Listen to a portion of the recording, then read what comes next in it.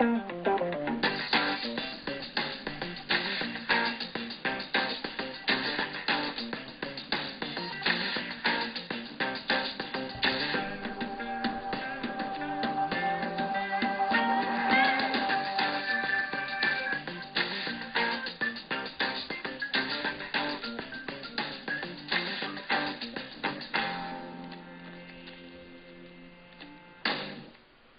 welcome back to Otaku News Live for March 19th and thereabouts, 2011, where we're talking about how the anime industry has been affected by the Tokyo earthquake disaster.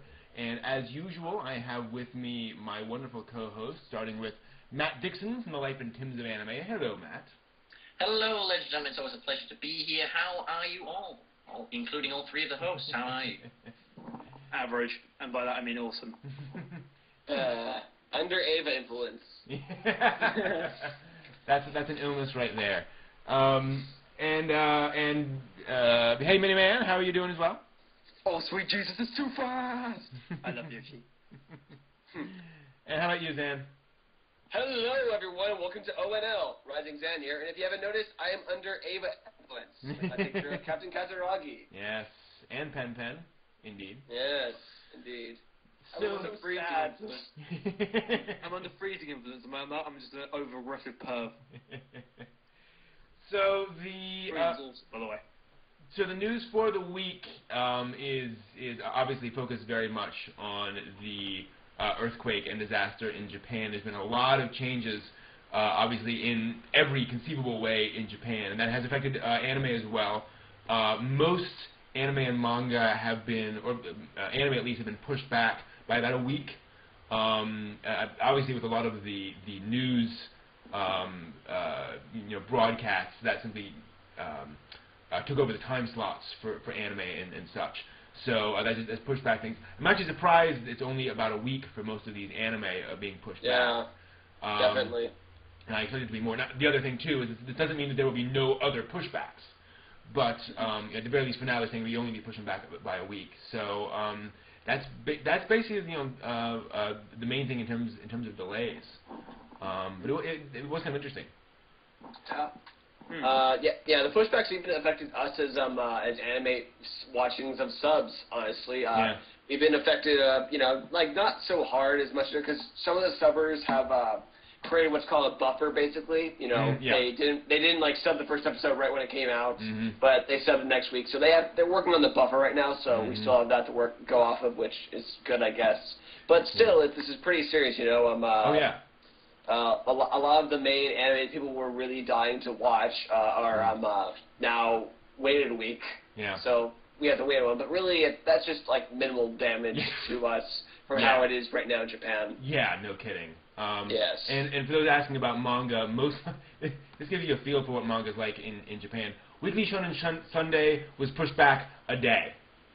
Yeah. So and most of them are pushed back by a day or two.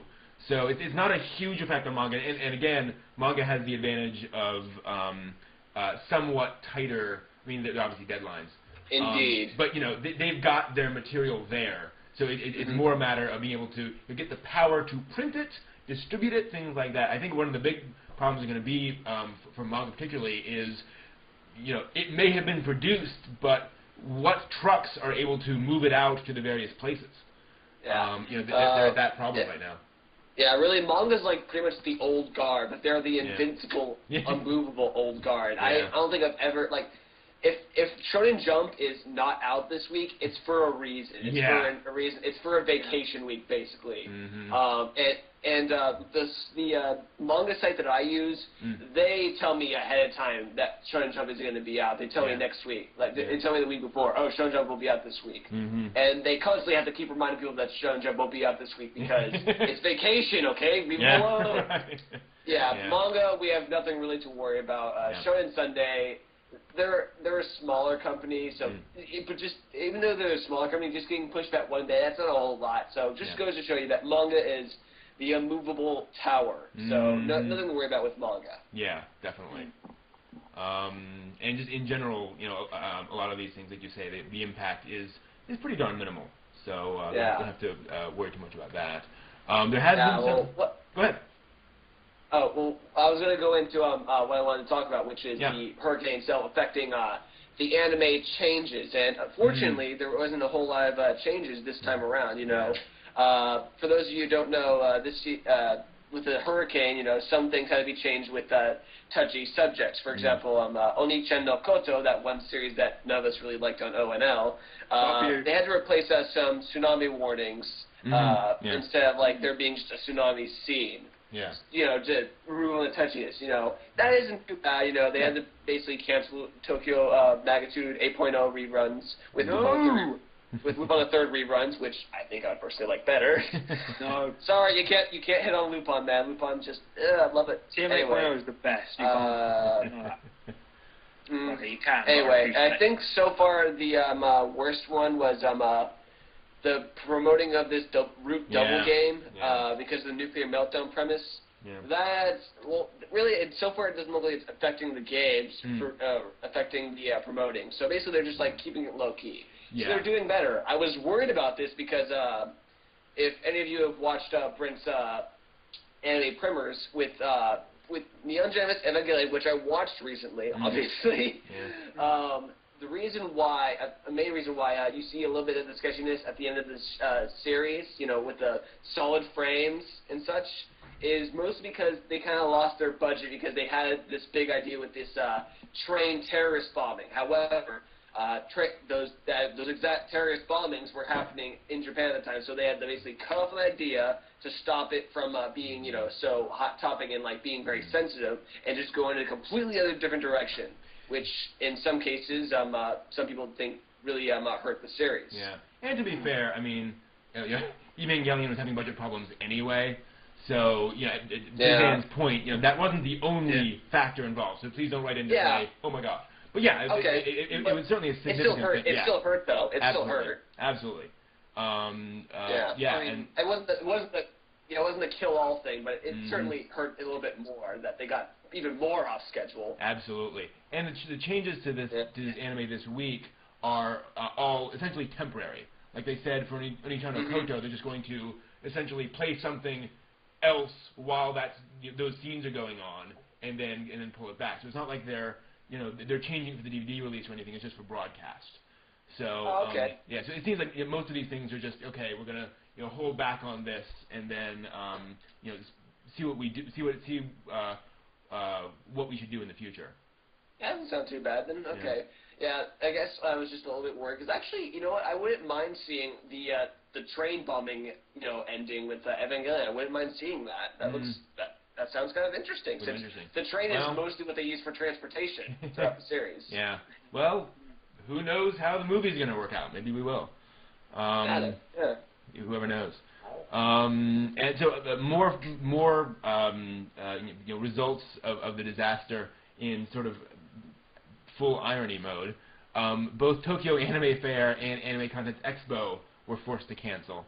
For those who don't know, these two were bitter rivals over the Tokyo Youth Ordinance Bill amendment, and just because of sheer logistics, they can't get people there, they can't have food, they can't, they don't necessarily have power, so it just makes sense to cancel them. So it's a bit of a shame, and they're having to figure out what to do financially. A lot of folks have already bought tickets. So, that is a shame. And then, of course, who knows if they'll be able to reschedule or not for this year. But it is interestingly ironic. Also, I just quickly like to say, for anyone who is wondering why I'm not talking a lot, there are so many dark jokes which I'm holding back right now. Yeah. So many, and I can't say them, and we're not one which was so funny, but I can't say it. Yeah. I have a few that I could probably say too, but I'm definitely holding those down. I know. It definitely is. It definitely is ironic though that we've covered these two fairs so much on ONL since I was around. Like when I first started, when I've been starting out like my first few weeks. I don't know about you, Mini-Man, but like we've been like covering these guys like crazy. And then it was just like poof. Done. My first ever show here was just shouting at them, basically. True. That is true. I did not know that. Yeah. It was just me just saying how annoying they were to me. That was a great first step. It was. All right. So, anything else you want to talk about in terms of the disaster itself? I think that pretty much covers it. It's really any disaster affects any country. Anyway, I remember hearing about the terrible. You know what? No, I'm not skipping into other things. The tsunami was really bad. Here in the Bay Area in California, we got some very minimal effects from the tsunami, but still, all the way down across the sea. Yeah. That's pretty impressive. I mean, all we really got over here was just boats moving out, moving with the tide if they didn't get roped off properly, and hitting the bridge. And they weren't even that badly damaged. They just tapped the bridge, and that's about it. Yeah, I mean, the death toll's over 7,000 now, and still climbing. It's you know, and when Prime Minister Khan came on and said this is the their worst disaster since World War II, yep, there's no question. So, I think the biggest evidence of like why it's such a disaster is when you look on the news and you see a wave you think it's just a wave, and then you see houses in it, cars, and people, and then you also notice that some of the houses are on fire. Yeah. Just to go one step further, Mother Nature had to set the houses on fire as well. It was. I actually saw a video when the wave first came in. Just like I saw the wave right when it was going off of passing cars. And I saw those cars like driving off the road just to futilely avoid the waves. I always feel sorry for that person whose house is on fire though, because they must have been wishing for some water. I know. And then suddenly that happens. I know, That'd just be the worst. Yeah, totally. It really is just this is me being a bit weird, but it really is just a message from Mother Nature saying, stop screwing up the planet, kind of thing. Right. Is anyone else? It could be many other things, but really, that's an open one, I guess. Quick little question. In Britain, was anyone else a bit pissed off that Red Nose Day did not mention this? Really? They did not mention the earthquake. There was nothing. There's none towards it. None of the money's going towards it. That is stunning. Oh no, because there's people in Africa that are giving themselves diseases that need help. No, these people in Japan didn't get attacked by their own means. No, these people in Japan, they don't matter. No, people in Africa that give themselves a disease are more important. Question: what are you guys talking about? Okay, basically in Britain we every 2 years we celebrate something called Red Nose Day. And it's called Comic Relief, and it's sort of a comedy show thing that we run, and you call in, and it's to help several charities in the UK and Africa, so to help sort of AIDS and all sorts of other things. And basically, it usually raises several million people calling in. Like this year, there was a new record of something like 80 million or something. Wow. Like, huge amount. 80 million quid, so $100 million or something. But basically, everyone seems to be a bit pissed off that when the UK bombing and like minor earthquake, which is like 1 point nothing, happened, they were like pumping out loads of money to that and like advertising it everywhere. And now that this has happened, they didn't mention it. They didn't give any money to it. They didn't do any advertising for it at all. They didn't say it. When was the showing? Was it like maybe pre-recorded before that happened? Or no, it's always live, and it's 24 hours long. Oh. Amazing. It was solid. That is, that is just, that's bad. Wow. Yeah, that's bad. All right.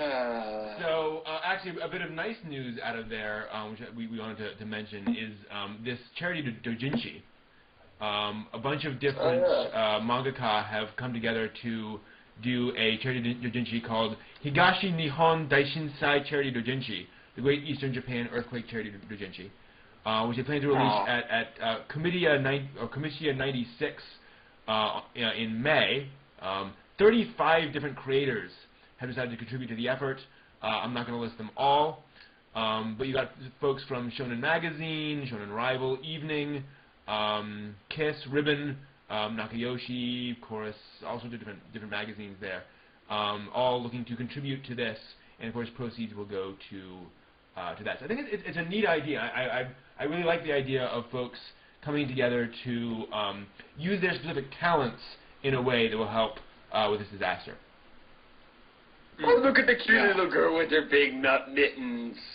I'm trying to figure out what that is supposed to be. It's cute, that's what. It is cute. It is very cute. It's eye catch. Yeah, exactly. I was answer once it's finished just bite of eat drug. Okay. Yeah. So I don't know. I mean, that's Japan behind. I don't know. I don't get That is good. I've left you waiting. There we go.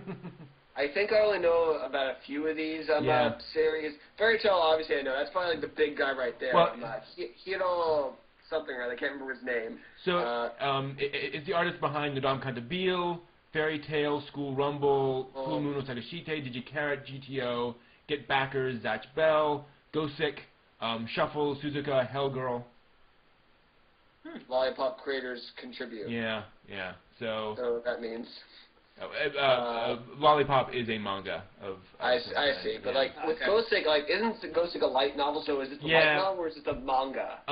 Presumably, it is probably the artist who draws the art for the light novel who also does manga. Okay. Yeah. Well, who's doing the story then? I don't know. Apparently, Michiko Yokote. Okay. Because that's what it says in scriptwriter. Okay, yeah, that makes sense. Yeah. To be a little frank, it is a charity manga, so there won't really be much of a story. Yeah. I'm just saying because that's what I focus when I read manga usually. Yeah, I'll be interested to see exactly what they do. I mean, it's not exactly easy. I mean, how do you make a manga with 35 different artists in it? Yeah. I'll be curious to see what that works. And like you say, the point is not great artistic, a challenge. But I'll be curious to see how they organize that and just what it ends up being. Well, no, that's I can disagree with that because this isn't manga, but one of the most famous Batman series, the Nightfall, was done with over 100 artists. So each standalone story in I think the second Nightfall graphic novel had different artists. How many pages? Contributing. How many pages did each artist have? They had a full comic, like a standard comic you get in, and sometimes it'd be two, however long that story took. Yeah. That inner story that was going on in the big story. Yeah. They would have that much. They would, that's how they do it. But so it can work. It's the thing of doing it right. Working individually, like the story person working individually with each artist to make it work right, without it being seen schizophrenic or anything like that. Also, I do think that thinking how good will the story be is missing the point. Right. The fact that it's a charity manga. Sure, absolutely. Be curious. I'm curious to see how it'll work. I'll put it that way. Oh yeah. So we'll see. So speaking of manga, we want to talk a bit, I believe, about.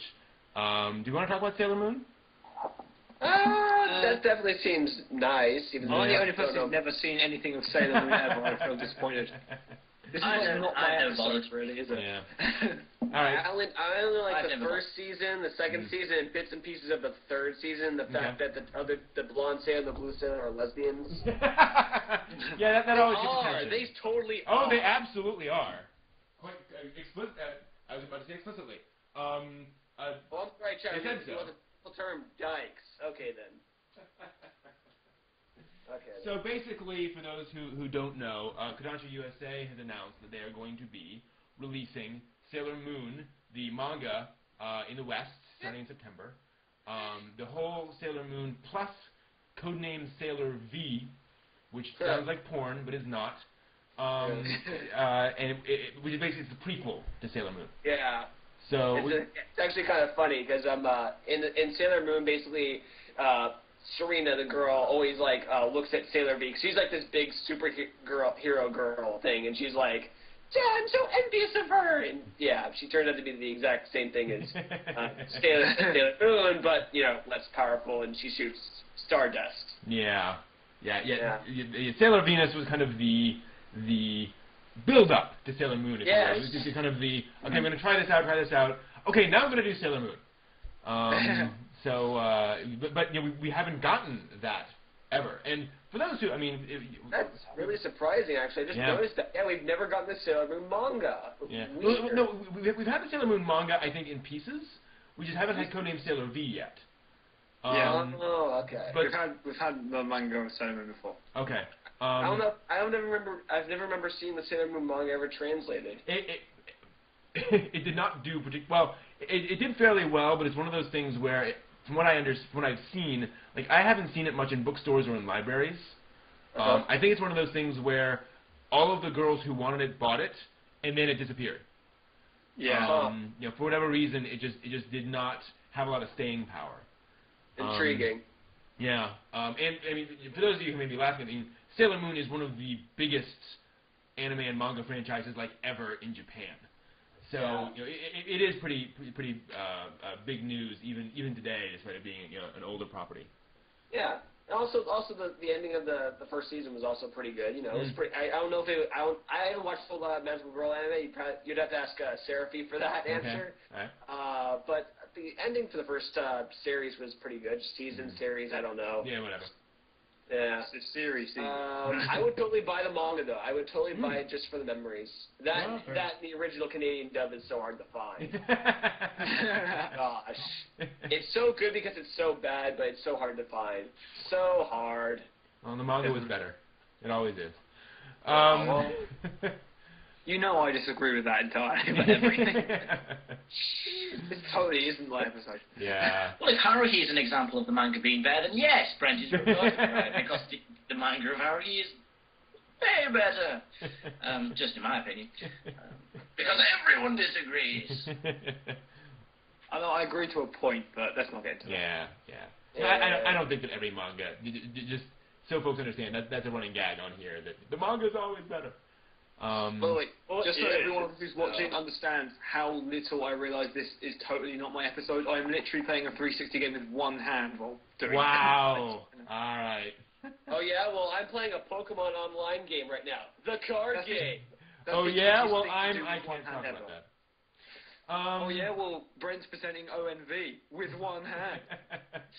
And the other hand is, in other news, Viz has announced they are publishing the next volume of Bakuman on the iPad 1 week before print release. Oh god, we're doomed. Steve Jobs. Yeah. I've got a bad feeling about this. I don't know. I mean, I know the iPad is ecologically good, but I don't own an iPad yet because I'm broke and I'm still trying to save up for a camera and my convention the convention I'm going to soon, so I can buy stuff. Yeah. And so I feel bad now. I like it.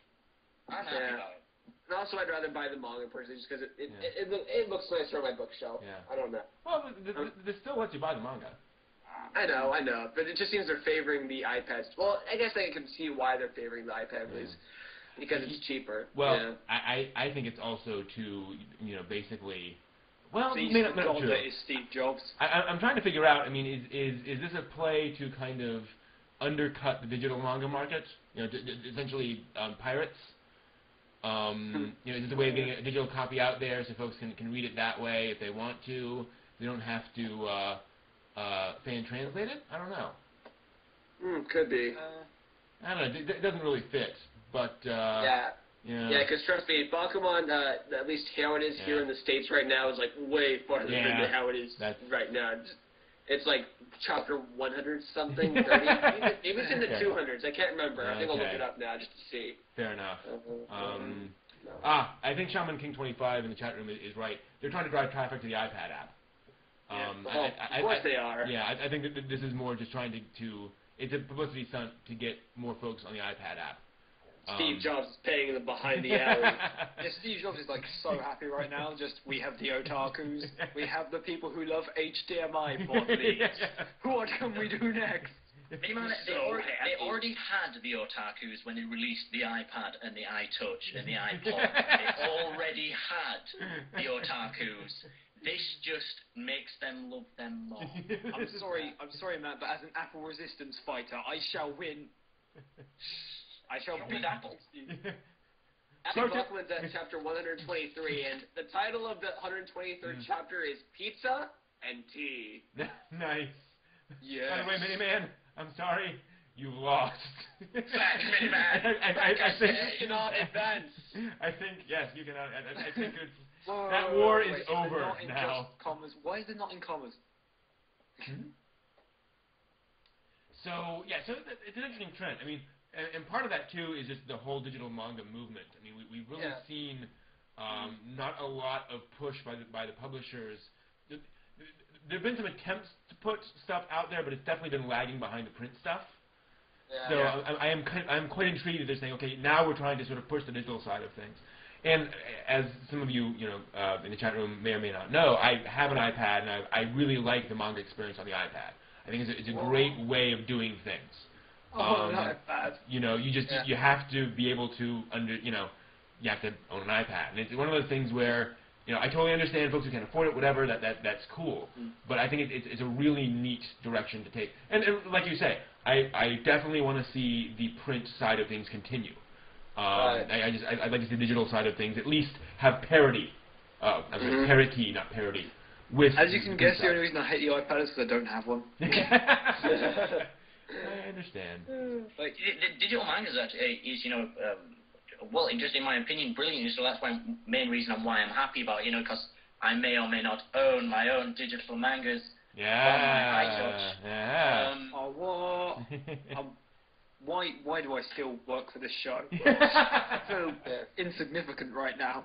I think I have 3 digital mangas on my iTouch at the moment. Maybe you haven't received your Otaku News Live iPhone yet?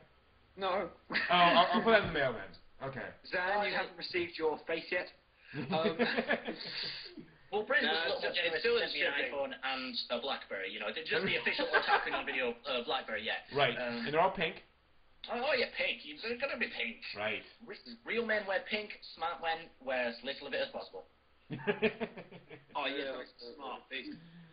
Yeah. Yeah, I would like to get an iPad one of these days, just because when I was searching for my textbooks for college this semester, I had this textbook that even now I can't buy because it was like $80. But like I'm looking down at the cheaper prices, and there's like I could have bought it for $5.99 on the iPad. Wow. On the iPad. Yeah. Well, and folks have been saying for a long time, if the if the textbook publishers actually have non-insane prices for their iPad versions, that would be the record-breaking thing. Every student would buy an iPad, or get their parents to get them one. I mean, that would just change everything. Yeah, but before that, I need to buy a new camera, and before that, I need to buy a new laptop or just computer, because this one keeps on breaking on me whenever it gets tipped over because the cord's in a place. Oh, by the way, I'm getting a new cord sometime this week because I could drop out any moment right now because this cord is so shaky. That's why I've been watching Evangelion, because my computer has not been working for the past 5 days. Nice. And Zan, you have to remember, before you buy an iPad, you have to sell your soul. It's just the rules. I gave up my soul a while ago. I'm living okay. I mean, I can't breathe, but who needs to breathe? Yes.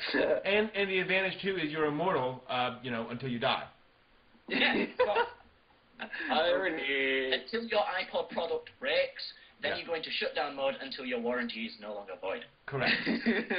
That is true. But make sure you read your terms of service. Very important. Taking your soul and everything with it. There's an app for that. Exactly. So there's actually a song for that. There's an app for that. There's a song for that. That's pretty good. Give me a free iPad right now, Steve Jobs. There's an app for that. There we are. See, why doesn't it work like that? Yeah, I can't find a loophole. Actually, another interesting thing about the story is the idea of something that we've started to see. I mean, I kind of thought that manga and such would be published on things like the Amazon Kindle store. What we're seeing now more is that each publisher has their own app. And I'm wondering if that's a good thing or not. I mean, I like there being just sort of a broad marketplace for things, but that kind of locks you down. That doesn't lock you down, but it does say, you're kind of dependent on their prices, and you're competing with themselves as opposed to everyone else.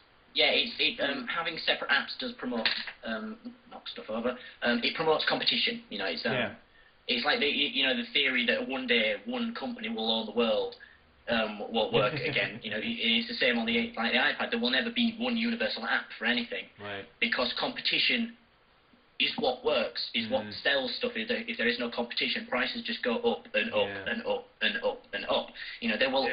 So I like having multiple apps for it, because people lower the prices, people keep the prices low, so then other people will buy their app, and then buy their manga as well. Well, but that's the thing, though, is that I'm concerned that basically, with this, you're basically, if you want Viz manga, you have to buy the Viz app, and you have to pay whatever prices that Viz decides in their store. So if they just decide to price things high, well, there's nothing really you can do, and they're not competing directly with other folks. In other words, you're not looking at the prices that Kodansha has in their app. Well, if it is specifically company specific, it seems to be what stuff you buy from the app. For example, Yen Press Plus. You only buy Yen Press Plus maps, manga from from the Yen Press Plus app. Maps. Words. Then the thing is, it will always be cheaper than the physical book. So I hope so. If I'm totally slurring. It must be the tea. I would prove you wrong, Matt, but sadly I don't have an iPhone, so there's not an app for that. I'm channeling Cthulhu at the moment, so I apologise for the slurring. Anyway, if they rose the prices above manga, the physical manga, it would not sell. Because the main reason why people buy stuff on the manga is because it's more convenient. There are other people that prefer touch screen reading to the physical feedback of reading. I'm not one of them. I have a book in my hands. Very few people. And I bought the Mass Effect books on my iPod because they're cheaper. I didn't buy them because I like reading on the iPod. I bought it because it's cheaper. So if they ever rose the prices too high, they would, it wouldn't sell. So, there's not too much worry. But there's a worry of, one company controlling their own prices, which is sort of fair. It's their manga. They should be able to choose what price they sell it. Sure. And if they price it high, they're just stabbing themselves in the back. They have no one to blame but themselves, and then they'll realise it and lower the prices. For example, I hang around Waterstones and mug anyone who just bought a manga because it's cheaper. I see. I mean, there we go. It works. Exactly. I mean, what kind of spray do you use? What kind of mace do you use to knock them out? I normally go for the taser, but it's a bit too obvious sometimes. Yeah. You've got to knock them out quick, but you don't want to cause them any serious harm. Yeah. No, I use the pistol from the game, Alpha Protocol, but sadly I aim like this. Alpha Protocol, bad accuracy. Buy now. There's an app for that. So, bad accuracy. Meanwhile, in other manga news, if you want bad accuracy, there's some iPad games that, gosh. I'm sorry, I can't aim my gun. Too busy reading manga on iPad. There's an app for that. What was it? The joke that the game Wolfenstein is so basic that you can get it on your iPad, but it's ironic that you wouldn't notice a German sneak up behind you and shoot you in the head because you're so engrossed. I would play Wolf 3D on an iPad. I would play Wolf 3D on anything, though. They're bringing it to the iPad at some point. Ah, good. They have plans to. Oh, good. I would probably play that. So some fun surprise news in the manga world as well. His and Her Circumstances is coming back, kind of. Yeah. I've never watched it before. I have, and I love it. I don't give a I'd like to watch it, though. So His and Her Circumstances, actually, this ties into Eva. After Hideaki Anno finished making Evangelion, his next anime series was an adaptation of a high school shoujo manga named Karekano no Kanojo, a.k.a. His and Her Circumstances. You think with his style of doing things, it would be school days? Everyone expected that, and surprisingly, it's not. And it's this very sweet high school romance with a lot of complexity to it. But so the mangaka Masami Tsuda has announced she's going to do a one-shot story next month of His and Her Circumstances. It will be called The Little His and Her Circumstances Special Edition. It'll appear in the June issue, which comes out April 23rd. It's one of the weird things about the Japanese publishing industry. And she's been doing another manga called Choto Edo Made, a historical story. And so she's going to sort of pause that, do this one shot. And apparently what she's going to do, now that I'm reading out, she's going to put the Kari Kano characters in the Edo period of Japan. Ha! So sort of a historical version of His and Her Circumstances, which I'm really looking forward to now. That's great. Better than the change up how they did in Evangelion the last episode. Exactly, that was so corny. Is all why did everyone have a southern accent, by the way? Why was that? Was it a Kansai high school where they in? Was that it? And that was the English translation? I don't know. I can only assume. The only thing I have to say is, Gainax, please make an OVA of this, because your OVAs are awesome. True. Yes, because aside from Fooly Cooly, even though Fooly Cooly is like my bread and butter when it comes to OVAs, I've been watching Gunbuster. Yeah, wow. and at first I was like getting really annoyed for the first 4 episodes because it was a 6-episode OVA, so I'm like, okay, when's it's gonna get good? When's the girl gonna stop crying? And I haven't even finished it yet, but episode 4, the end, just arms folded. Yeah. Awesome. Just see, Gainax, you do such great OVAs. Do more. Yeah. Let Penny Something have a vacation. Do another OVA. That's all I ask. All I ask is I haven't even watched this anime yet, but I would like to though. I've got a whole bunch of stuff on my plate. What was that, Mini Man? You were gonna say something, Mini Man? Yeah, Gainax. Now, encounter to Rising Zan's view. Save your money on the OVA, just more panty stocking. I beg you. There we go. I need more. I don't know. That ending. I think it's a joke ending, personally, man, but whatever. It's a trope. I want to see. It's gotta be. Yeah. I want to see another OVA as well. Because Gainax has. What was the last OVA they have done, by the way? Furry Curry? Fooey? Are you serious? That's all I can think of. The most recent Gainax OVA, the one they did with the car advert, basically. Oh, the Subaru thing. Yeah, technically. Yeah. It's more short than an OVA, but I was going to say Daikon 4 for it's still an OVA. Yeah, it's more of a cash. Well, I guess it depends on how you define OVA. I mean, OVAs are typically, sold directly to fans. It's a direct to DVD, basically. So, you can kind of go either way on that. Gainax OVAs, there's an app for that. I want to see an original anime. Well, you got a long ways to wait for Gainax. They don't do original anymore. Again, wait, still not that original. because it's Powerpuff Girls. Well, no, it wasn't original. It was the riskiest thing they've ever done. Nah. Honey Mise is the riskiest thing they've ever done.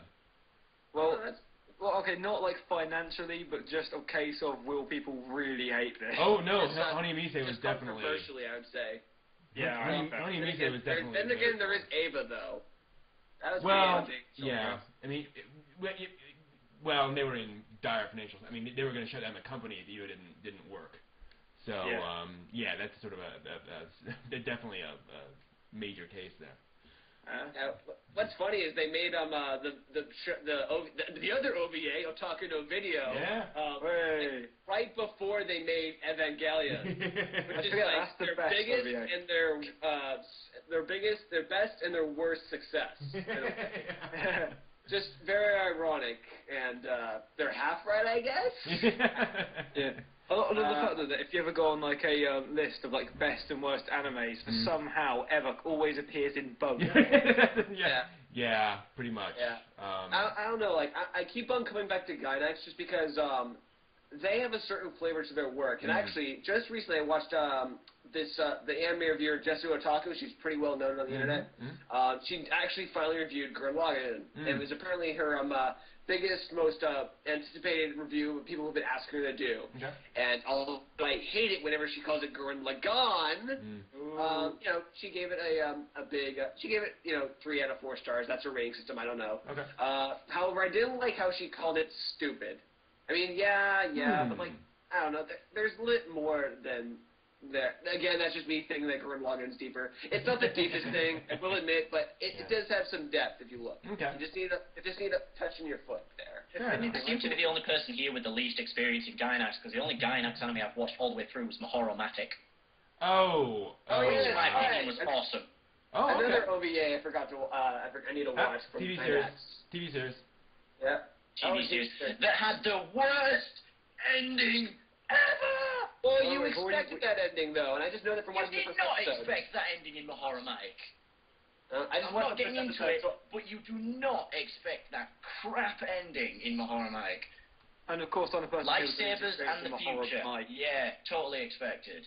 Yeah, just so you know, I'm just assuming this because I know what happens in the first episode, and I know the basic plot. So I don't know exactly what happens in the last episode. The ending is not expected, trust me. Okay. Anyway.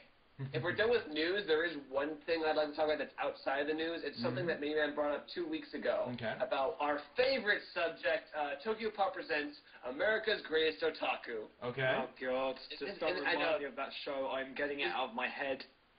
This is going to be very brief. When Miniman talked about it, he said that the Otaku 7 or 6, actually it is, were just a bunch of Narutards. They never really explained that. It was 2 in the morning. What do you think I was thinking? That explains it. Now, the show does have problems, but it also has good things. It's actually, surprisingly, a documentary game show. It's 2 in 1. Okay. I hate the idea of that. Sorry. I know, it sounds silly, doesn't it? The documentary part that's good about it, though, is they actually show, like, really cool otaku hotspots around the country, you know, like... in Los Angeles, they actually showed some J-pop concerts and some J-pop bands, you know, that sort of that. However, it's actually when they got into Colorado and Utah and those areas where it actually gets really interesting. They actually showed an Aikido dojo, but also the guy who runs the dojo, and he speaks like very fluent Japanese and like was actually born in Japan.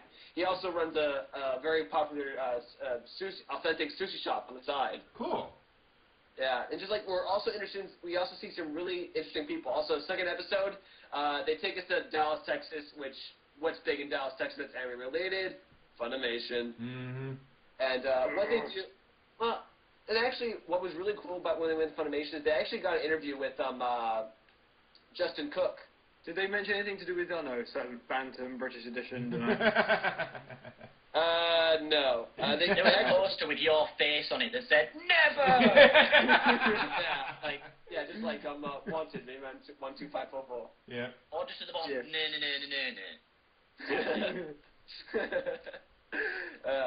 And what's also interesting is they also interview these America's Greatest Otaku candidates. And they're not the Otaku 6. They're actually completely different people. Oh, okay. And they actually have very interesting lives they live. Like, one is like a diehard cosplay designer. And, like, she's been, like, wearing cosplay, designing cosplay ever since she was little. And her cosplay is actually pretty damn good. You know, she knows her way around a sewing needle. That sounds like such a huge innuendo. Wow. Wow, Matt, you went there? Yes, I went there. Anyway, but I'm gonna get off this because like we're running out of time. But like they interview some very interesting otaku people, and they are actually otaku. Like one of them was actually from a brand. She actually watched the original, like one of the first original shoujo animes ever. Who was the French queen who said let her eat cake? It's basically that anime Rose Garden. Anyway. Yes. The downside is the game show part. And the game show part is so stupid. Second episode, the Otaku 6 had to go through, they had to prove that one of the 6 Otaku virtues. This week's Otaku virtue, pride.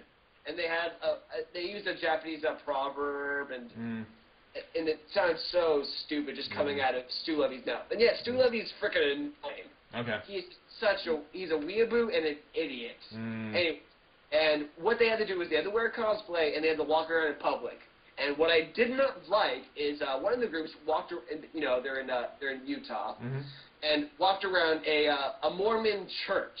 Oh God. And yeah, they walked around a Mormon church in cosplay, and that team won because Stu Levy said, "Oh, you had a lot of guts doing that, you know." So basically, it's jackass otaku. Exactly. Wow. Joining us, Phil? Hi, I'm Joe Knoxville, and I'm going to drill something into my brain to pretend I'm Gurren Lagann. Yeah. Wow. But yeah, It left a really poor first impression on me, though, as you could tell from the video. I watched 2 episodes. I'm probably going to watch a third just to get a proper taste, because that's how I roll with 3 episodes. Holy crap, I just run a racing game with my face. I mean, using the left analog on my face, if you have Alright, fair enough. Okay, so let's finish this. Documentary side's good, game show side's bad, that's it. Fair enough. Well, it's good to know there's some interesting bits in there. That's interesting. Alright, I'll go back to watching. Cool. Alright, well, I think that does. Anything else we want to cover this week? The My question... face is awesome. The question. Thank you very much. Well, this is the first time we haven't done an outro before we've mentioned the question. That is good true. One, very, very good. we always do it during our outros. Well, I remember because I've been preparing for this question. Do you remember it? I know. It was what is your what's got you into anime and manga? Not like not what was the first anime manga you ever watched, but what got you into like being an otaku anime and manga? Yeah. I think actually it was specifically anime, but specifically anime because manga's a whole weirder thing. Any answers, Brent, from the email? Well, let me. I'm trying to pull that up, and unfortunately, I'm having some issues. We got a couple of responses on that one. Nothing. Please tell me that Lanky Geezer was one of them. I got a few that came in really late, so I wasn't able to put them in there. Pro tip, folks: if you send in something like the day of, I'm probably not going to get a chance to see it, just because it's so hard to see that. Yes, Lanky Geezer is actually the first one that I got a response from. Yay! I got into anime through watching, he says, through watching Tenchi Muyo and Outlaw Star on Toonami. When I was too young to be really watching such shows, I got a crush on Aisha Clan and Ryoko. Good choices. Being the adolescent I was, I had to find more of this interesting stuff, and now I own the complete collection of 27 different anime series. That's pretty awesome. Nice. Matt, first I'm a Washu fan though. Nate? Washu's awesome too. But Ryoko is cool as well. You can call me Little Washu. All right, so Matt Osty on the in the chat room, he says, what got me into anime was a friend of mine named Luke. In 3rd grade, I mentioned to him that I had seen the Saiyan saga of Dragon Ball Z. He turned out to be a huge Dragon Ball Z fan, so we started talking about it. After that initial conversation, I was sleeping over at his house basically every weekend, and he showed me tons of different anime his older brother and he had collected. It ranged from Battle Angel to Ninja Scroll, yes, Blue Seed, Blood Rain, Shadow Skill, Perfect Blue, wow. A lot of bloody anime I've noticed. The original X movie, Tekken, Princess Mononoke, and of course copious amounts of Dragon Ball Z. Did you say Tekken? Bloody. Tekken. Oh, Tekken anime is so good. We even had a friendly competition as to who would collect the most Dragon Ball Z action figures, which we both still have. He also gave me my first taste of Gundam with a VHS of the first episodes of Gundam Wing. I remember watching it at like 3 in the morning and being so tired and annoyed that he still wanted to stay up and watch it rather than go to sleep, that I wrote off the series completely. And now today I own almost every Gundam series, go figure. Then skipping through some other conversational stuff. Luke is the person that really got me into anime, and it was as simple as finding one show that we both seen and liked, and using that one show to expand my horizons to even bigger and better things. That is why I proudly own all of Dragon Ball Z and everything to do with the show. It gave me one of the best friends and a community of people who all love anime as much as I do.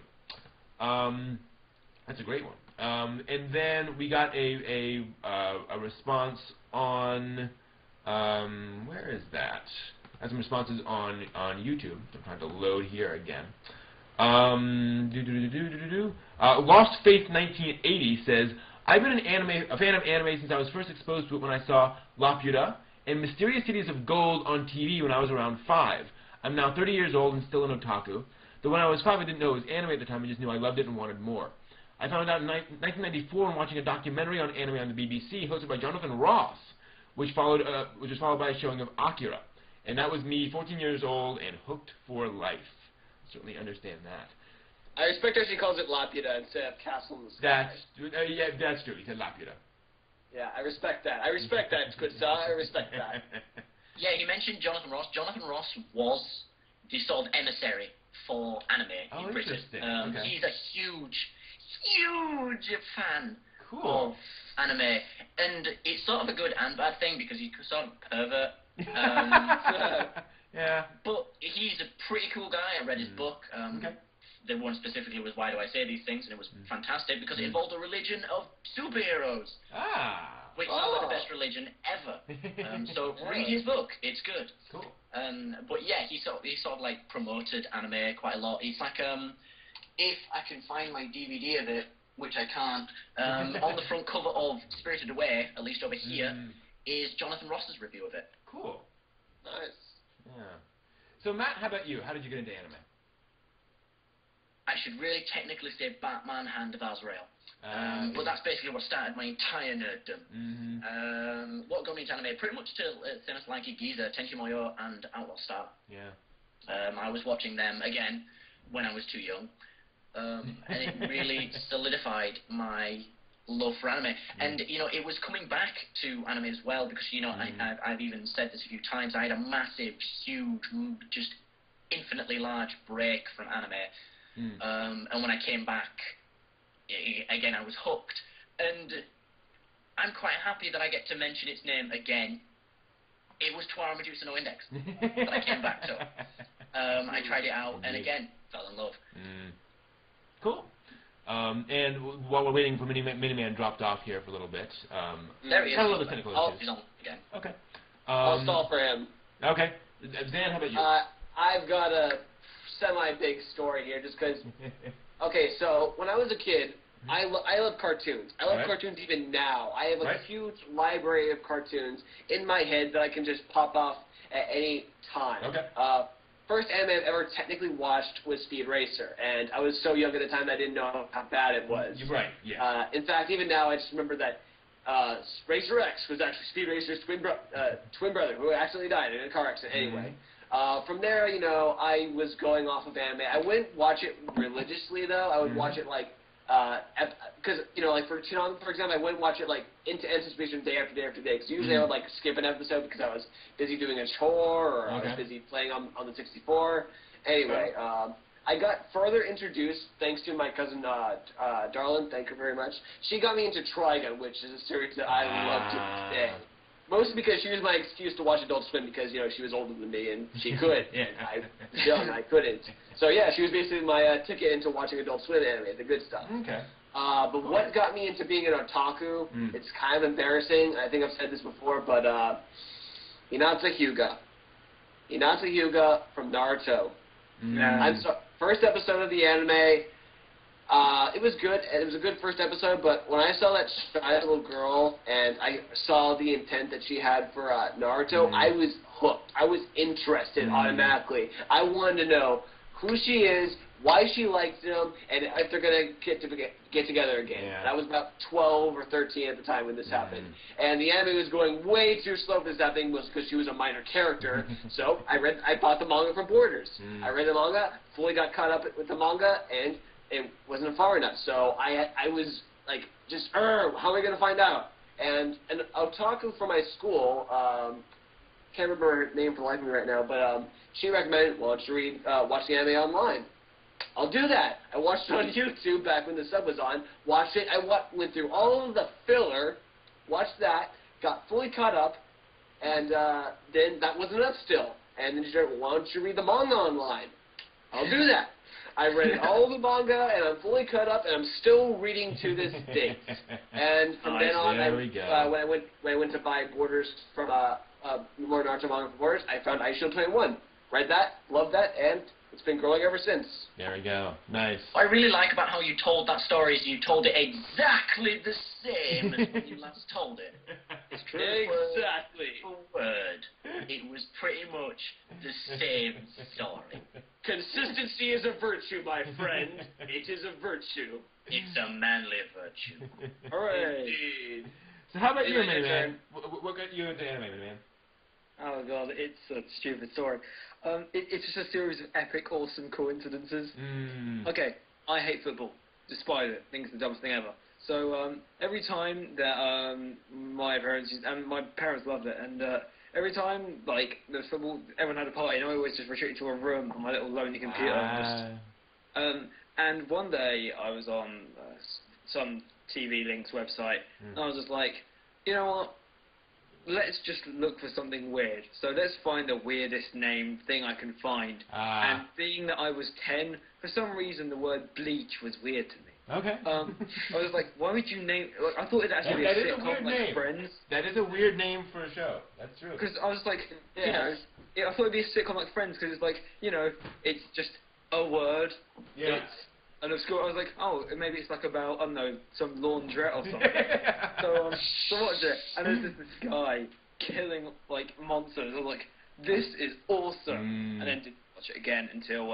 and then basically I met my friend Raj, and he got me into gaming, and I started buying Nintendo magazine. And about 2 years later, I saw a Nintendo magazine article, which is a preview for the Bleach game. And originally I was unimpressed until I saw a guy with a fox for a head stabbing Orihime. And that looked awesome. So and it reminded me how cool it was. So I started watching Bleach, and I got ready to caught up. And I was about 13, and Raj, who had been looking through a few animes, who I now sort of got into it. We sort of got into it at the same time. He did a joke saying, like, I bet you can't handle Elfen Lied, because he couldn't get past the first episode. Too bloody, we were 13. So when you're 13 and in one day you watch the entire series of Elfen Lied, that got me to otakuism totally, because I was hooked. I was emotionally involved. I was having the time of my life watching that. And that's how it started, really, Elfen Lied and a Nintendo magazine. Fair enough. Cool. Yeah, my story is a little bit different. It is interesting hearing how many folks, you know, watched anime when they were really young, didn't really get into it, but there was something else that happened. It's kind of surprising realizing how much there is of that, you know, sort of low-level exposure than leading up to this. So, you know, I watched anime as a kid and so forth, and I did not know when I was watching it that it was anime. And then I got my wisdom teeth pulled. Leading up to that, the Sci-Fi Channel in America had this thing called the Festival of Anime. Every summer, for 1 week, during prime time, they would replace all their primetime programming with 2 anime movies or 1 full OVA, and a different thing every night of the week. So they get to a bunch of different anime movies and OVAs and so forth. And I got really intrigued, because they were showing stuff like Ninja Scroll, Demon City Shinjuku, Venus Wars, Dominion Tank Police, Tenchi in Love. That is so good. All sorts of neat stuff. And all, of course, with great. cheesy dubs. It was really great. And cheesy dubs are the best kind. They were. And so you could just sit down and watch this. I mean, you never knew what was coming up next. To give you a feel, I think the second one was hosted by Ralph Bakshi. Yeah! Anyway, so really, really interesting stuff. And so I got that introduced me to anime, but then, because I'd seen Tenchi Muyo in Love, I was like, okay, I'm willing to give this, I heard there's more this Tenchi stuff out there. So I went, and just to give you guys an idea of how things were different back then. I went to my local Sam Goody, which was the only store in the area which sold any anime at all, and I went to the anime shelf. The shelf of VHS tapes, which contained Dragon Ball Z, Sailor Moon, I think 2 or 3 tapes of Ranma 1/2, and a couple of tapes of Tenchi Muyo. And I was like, Dragon Ball Z, nope. Sailor Moon, nope. Ranma 1/2, gender bending, no. And Tenchi Muyo, I was like, okay, cool, I know this. So I picked that up. I enjoyed what I watched so much that I ordered the DVD of the Tenchi Muyo Perfect Collection, which were the original 2 OVAs of Tenchi Muyo. At the time when DVD was revolutionary. I had a DVD 1X drive. That's how new. I had literally the first commercial thing. It was released by Creative. It was a 1x DVD ROM drive, and you couldn't burn. You couldn't do anything else with it. It was, I think, a 4x CD, 1x DVD drive.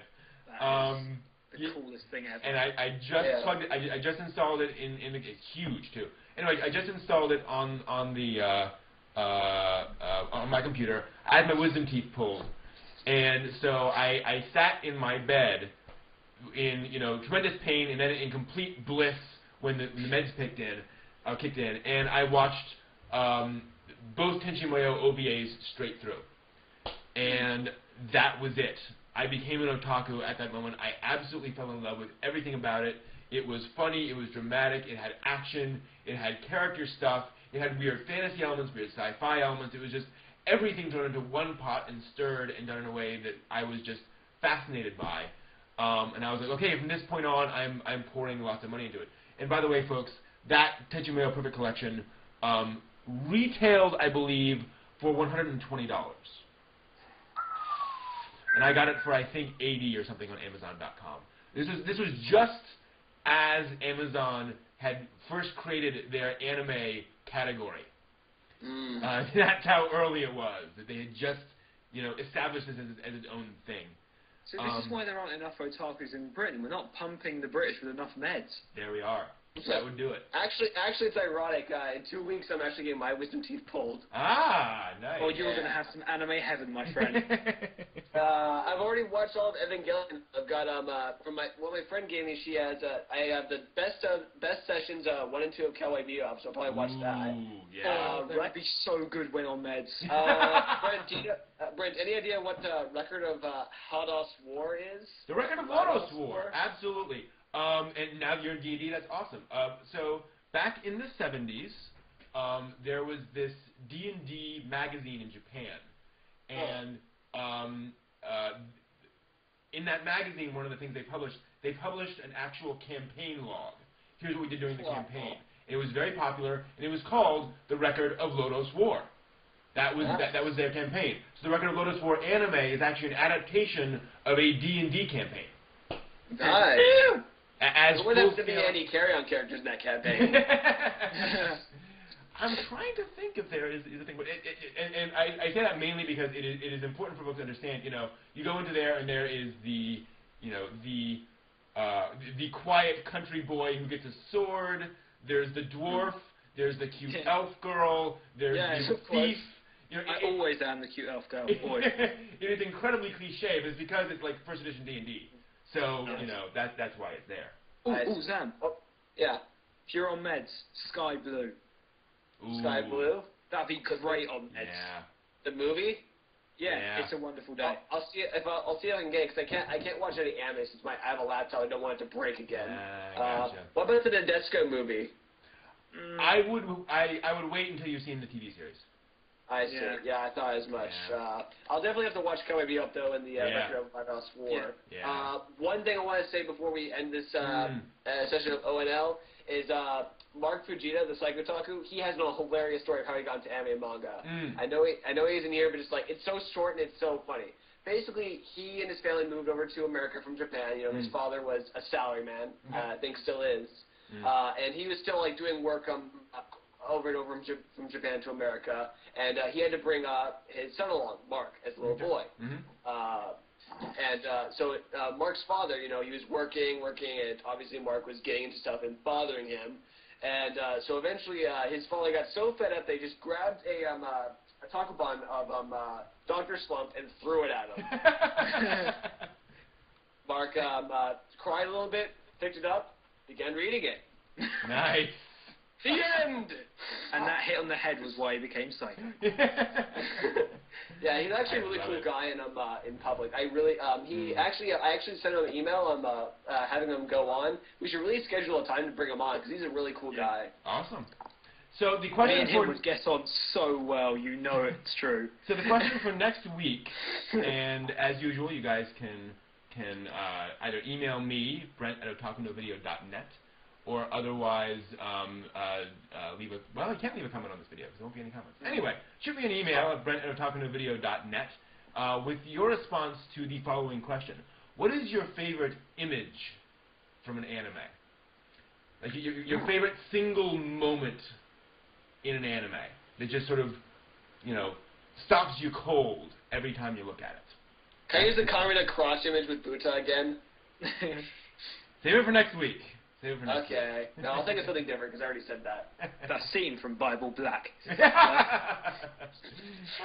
Which one? You all know the scene. 20 minutes so many. in, the scene that you didn't realise what you're watching. That's a nice boat. All right, so that will do it for us for this week. So, as always, thank you, Matt, for joining us. Remember, ladies and gentlemen, the moral of the story is meds. They make anime better. Mm-hmm.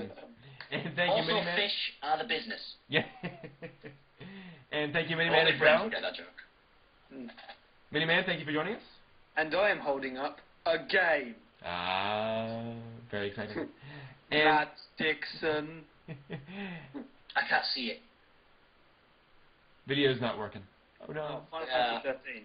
Damn it. Shame. And thank you, Stan, as well, for joining us, as always. If Kamina is God, then Captain Katsuragi is the daughter of God. Right. Okay. Weirdest thing ever said to no one else. I will ponder that in my The worst thing ever deep said meditation was chamber. we're no strangers to love. You know the rules, and so do I. That is My true. first episode. Thank you all. So I will be considering that in my meditation chamber throughout the course of the week. And as always, thank you all. We will see you all next week. Take care. Sayonara. Bye-bye.